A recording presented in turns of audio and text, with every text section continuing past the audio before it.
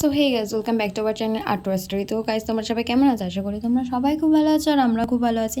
আমরা ভালো আছি বলতে আমরা মোটামুটি আছি, কারণ গরমে সবাই মোটামুটি থাকার কথা, কারণ গরমটা যে পরিমাণে পড়েছে তো সবাই বুঝতেই পারছো।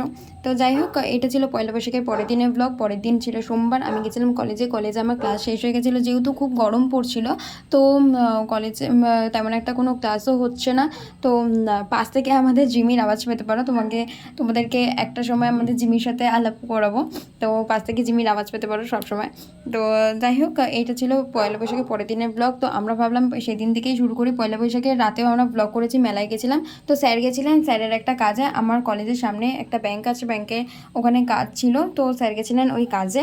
তো আমিও যেহেতু আমার ক্লাস শেষ হয়ে গেছিলো, আমি বাড়ি ফিরছিলাম, তো স্যারের সাথে চলে গেলাম। এই যে তো ওখান থেকে দিয়েছিল আমাদেরকে একটা ফর্ম ফিল আপ করতে। তো ফর্মটা ফিল আপ করে আমরা জমা দিয়ে চলে এসেছি। বেশি দেখাতে পারিনি, কারণ তোমরা বুঝতেই পারছো সেদিন প্রচণ্ড পরিমাণে গরম পড়েছিল, আর প্রচণ্ড রোদও ছিল। তো বেশি ভিডিও করতে পারিনি, বাইরে বলতে গেলে লু বইছিল পুরো পরিমাণে। তো আমরা বেশি ভিডিও করে দেখাতে পারিনি।